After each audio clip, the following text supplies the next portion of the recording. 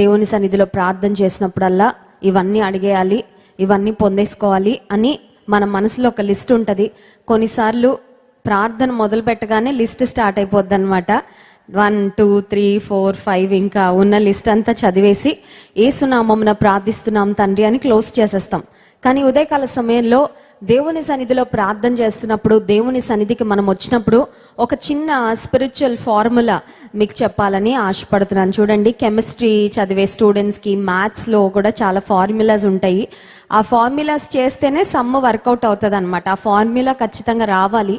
So ఈ ఉదయకాల సమయంలో ప్రార్థించడానికి మోకరించినప్పుడు ప్రార్థించే ప్రతి విశ్వాసి ఫాలో అవ్వవలసిన ఒక చిన్న ఫార్ములా, 4 అక్షరాలు ఉంటాయి. ఇట్స్ రియలీ సింపుల్, చాలా సులభము, జ్ఞాపకం పెట్టుకోవడానికి సులభం, చేయడానికి కూడా చాలా చాలా ఈజీగా ఉంటుంది.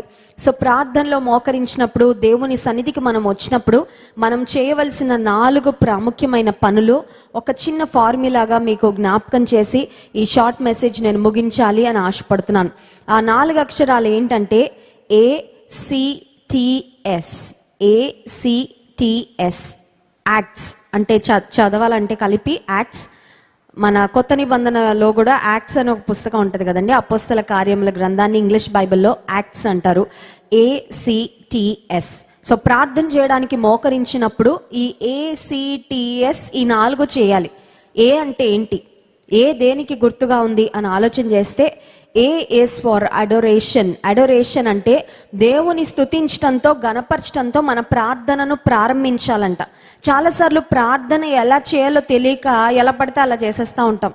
కొన్నిసార్లు ప్రార్థన కొంతమంది అనుకుంటారు it's a very formal way of talking to God. ప్రార్థన అంటే దేవుని సన్నిధిలో ఏదో ఒక ఆఫీసర్ దగ్గరికి వెళ్ళి చేతులు కట్టుకొని రెస్పెక్టెడ్ సార్ లేకపోతే రెస్పెక్టెడ్ మేడం అని ఇలా మాట్లాడాలేమో. అలా దేవుని సన్నిధికి వచ్చినప్పుడు అంత ఫార్మల్గా దేవుడు అంటే చాలా భయంతో ఏం చేసేస్తాడో అన్నట్లుగా మనం మాట్లాడాలేమో అని కొంతమంది అనుకుంటూ ఉంటారు.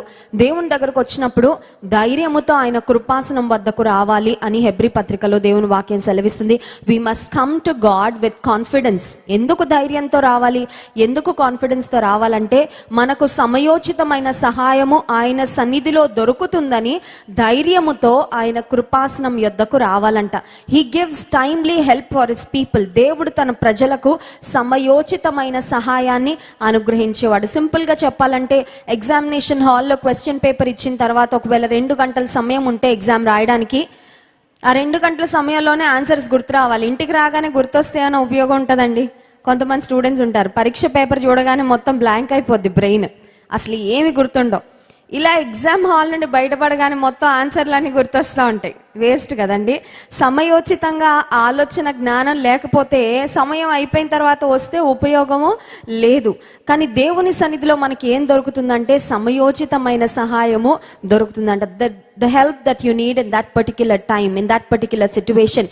ఆ పరిస్థితిలో, ఆ సమయంలో మనకు ఎలాంటి సహాయం కావాలి, మనకు ఎలాంటి ఆలోచన కావాలి, మనకు ఎలాంటి ధైర్యం కావాలి, మనకు ఎలాంటి నడిపింపు కావాలో దేవుడు అనుగ్రహించేవాడు. సో ప్రార్థన ప్రారంభించినప్పుడు స్తుతించడంతో మన ప్రార్థనను ప్రారంభించాలి. అడోరేషన్ అంటే అర్థం ఏంటంటే pricing God for who he is. దేవుడు ఏమై ఉన్నాడో దానిని బట్టి దేవుని స్తుతించాలంట. చాలాసార్లు మనం ప్రార్థన ఎలా ప్రారంభిస్తామంటే నాకు అది చేసావయ్యా, ఇది చేసావయ్యా అని కొన్నిసార్లు మొదలు పెడతాం. లేకపోతే అది చేయి ప్రభా, ఇది చేయి ప్రభా అని మొదలు పెడతాం.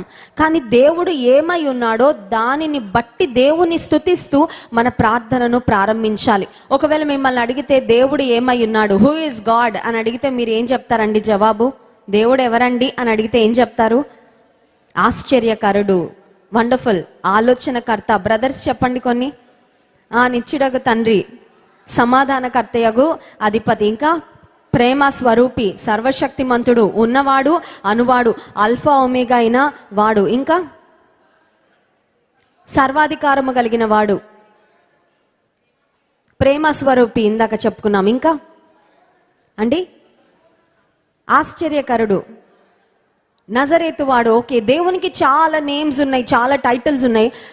వెలుగైన వాడు ఆయన, పరిశుద్ధుడైన దేవుడు, ఆయనలో పాపం ఎంత మాత్రము లేదు, సమీపించరాని తేజస్సులో నివసించేవాడు, నిత్యము స్తుతి పొందుతున్నవాడు. సో దేవుని లక్షణాలు, దేవుని యొక్క స్వభావం ఏమై ఉన్నదో, దేవుని లక్షణాలు ఏమై ఉన్నవో వాటిని బట్టి అబౌట్ హూ గాడ్ ఈజ్, అసలు ఆయన ఏమై ఉన్నాడో దాన్ని బట్టి దేవుని స్తుతిస్తూ మన ప్రార్థన ప్రారంభించాలంట. చాలాసార్లు ప్రార్థన అనగానే మన దగ్గరకు వచ్చేస్తాం డైరెక్ట్గా కదండి. ప్రార్థన అనగానే మనకి మనమే గుర్తొస్తాం, లేకపోతే మన అవసరాలు గుర్తొస్తాయి. కాదండి, prayer it self means to start focusing on the lord first. ప్రార్థన అంటే ఏంటంటే ముందు అసలు దేవుని మీద మన దృష్టి నిలపాలంట. చాలాసార్లు ప్రార్థనకి మోకరించగానే చాలా పనులు గుర్తొస్తూ ఉంటాయి కదండి. ప్రార్థనకి మోకరించగానే సెల్ ఫోన్లో ఏమైనా మెసేజ్లు వచ్చాయేమో అనిపిస్తూ ఉంటుంది. ప్రార్థనకు మోకరించగానే ఫోన్ రింగ్ అవుతూ ఉంటుంది, లేకపోతే ఫోన్ వైబ్రేట్ అవుతున్నట్టు ఫీలింగ్ వస్తుంది, కానీ వైబ్రేట్ అవ్వదు. ప్రార్థనకు మోకరించగానే ఎవరో తలుపు తడుతున్నారేమో అనిపిస్తుంది.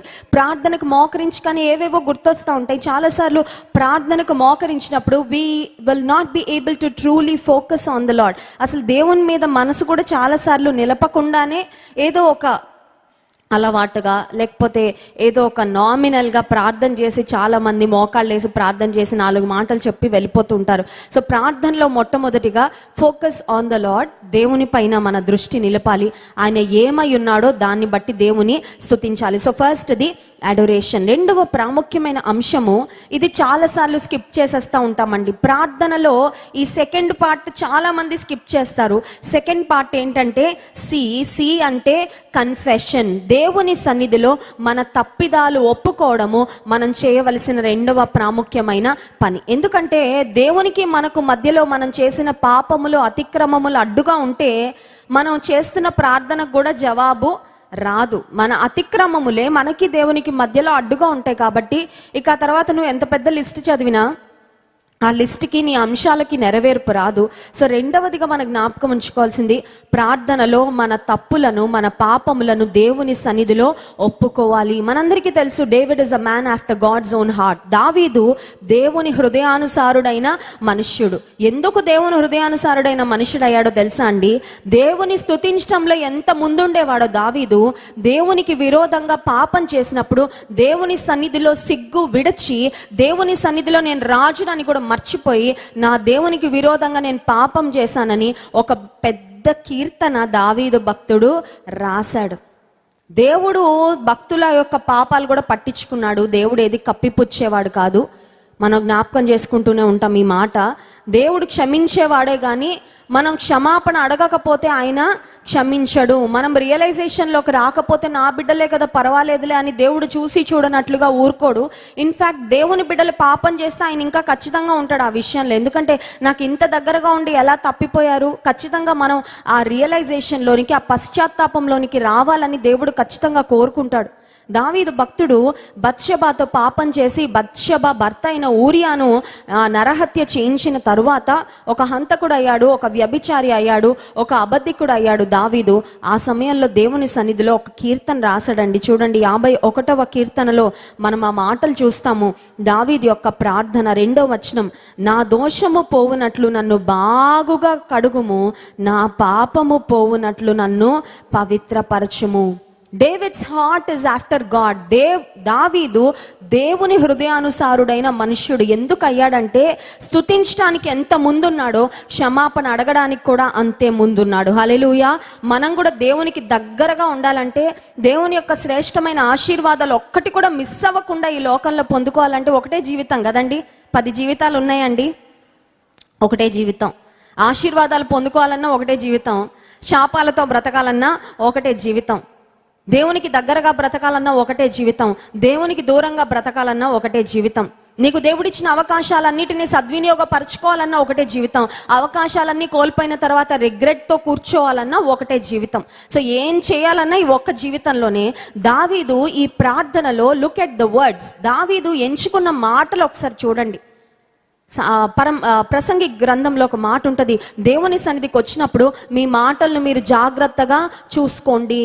ఏదో చేసేద్దాంలే ప్రార్థన, ఏదో అడిగేద్దాంలే దేవుని సన్నిధిలో అని కాదంట. దేవుని సన్నిధిలో మోకరించి ప్రార్థన చేస్తున్నప్పుడు, దేవుని మందిరానికి వచ్చినప్పుడు కూడా we have to be very careful about the words we utter. మన నోటి నుండి వచ్చే మాటలను కూడా జాగ్రత్తగా చూసుకోవాలంట. దావీదు ఎంత మంచి మాటలు వాడుతున్నాడో చూడండి ప్రార్థనలో. నా దోషము పోవునట్లు నన్ను బాగుగా. కరోనా వచ్చిన తర్వాత బయట నుండి తీసుకొచ్చిన వస్తువులు ఎలా కడుగుతున్నామండి? బాగా కడుగుతాం కదా. అమ్మ కూరగాయలు బాగా కడుగు, నాన్న డ్యూటీ నుంచి ఇంటికి రాగానే చేతులు బాగా కడుక్కోండి. మీరు ఏమైనా బయట నుంచి మోసుకొచ్చారేమో. దావీదు అంటున్నాడు, దేవా నా హృదయానికి పాపం అంటుకుంది, నా జీవితానికి పాపం అంటుకుంది. ఊరికే కడిగేయ్యా అని అలా అడిగి వదిలేయలేదండి, నన్ను బాగా కడుగని అడుగుతున్నాడు. Hallelujah. David is particular about maintaining his holiness. నా పరిశుద్ధత నేను కోల్పోయాను, పాపం నా హృదయానికి అంటుకుంది, దేవా నన్ను బాగా కడుగు. అంత మాత్రమే కాదు, దావీదు తాను చేసిన తప్పిదానికి 3 మాటలు వాడుతున్నాడండి. చూడండి, పిల్లలు ఎప్పుడైనా ఏదైనా తప్పు చేస్తే తల్లిదండ్రులు ఒకవేళ వాళ్ళని నిలబెట్టి నువ్వు ఇలా చేసావా అంటే ఈ ఎప్పుడు మాట్లాడడం మానేస్తారా, ఇది ఎప్పుడు అయిపోద్దా, ఎప్పుడు పారిపోద్దాం అని చూస్తారు. అవునా కదా? ఎందుకంటే we don't like to be pointed.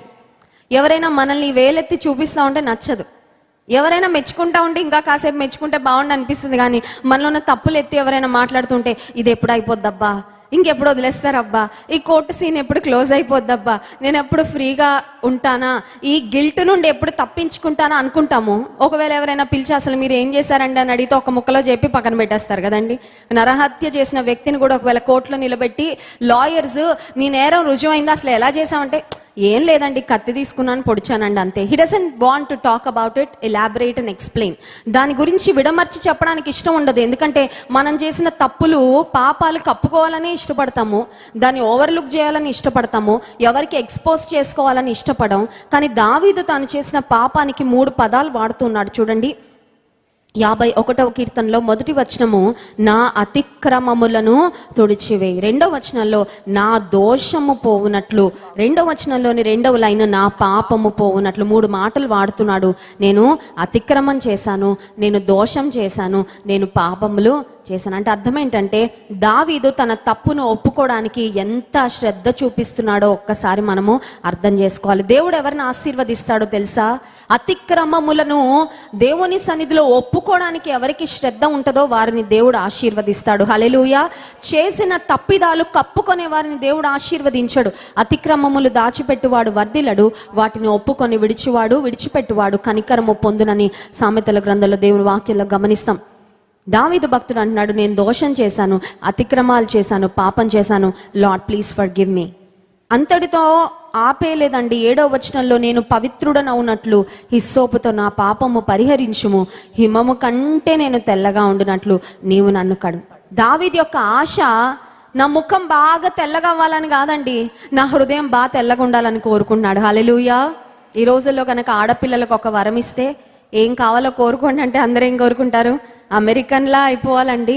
అబ్బాబ్బా ఈ రంగుతో చాలా ఇబ్బందిగా ఉంది, I wish I could have a fair skin కదండి, అమెరికన్లా అయిపోవాలని కోరుకుంటున్నానండి.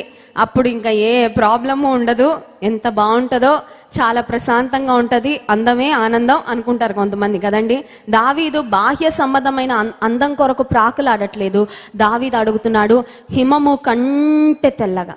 దావీదులో ఉన్న interest, he's so keen on getting back his holiness. తాను కోల్పోయిన పరిశుద్ధతను తిరిగి పొందుకోవడానికి దావీదులో ఉన్న పట్టుదల గమనించండి. ఇందాక అన్నాడు బాగా కడుగయ్యా, పాపం అంటుకుందయ్యా, బాగా కడుగు. ఇప్పుడు అంటున్నాడు హిమము కంటే తెల్లగా ఉండునట్లు నన్ను కడుగు. 10వ వచనంలో ఇంకొక అద్భుతమైన ప్రార్థన, దేవా నా యందు శుద్ధ హృదయము కలుగ చేయము, నా అంతరంగములో స్థిరమైన మనస్సును నూతనముగా. దావీదు 2 విషయాల కొరకు అడుగుతున్నాడు. ఒకటి క్లీన్ హార్ట్, రెండవది స్టెడ్ ఫాస్ట్ స్పిరిట్. ఒకటి శుద్ధ హృదయము, రెండవది స్థిరమైన మనస్సు. ఈ 2 ఇంపార్టెంటే. స్థిరమైన మనస్సు లేకపోతే శుద్ధ హృదయం ఉండదు.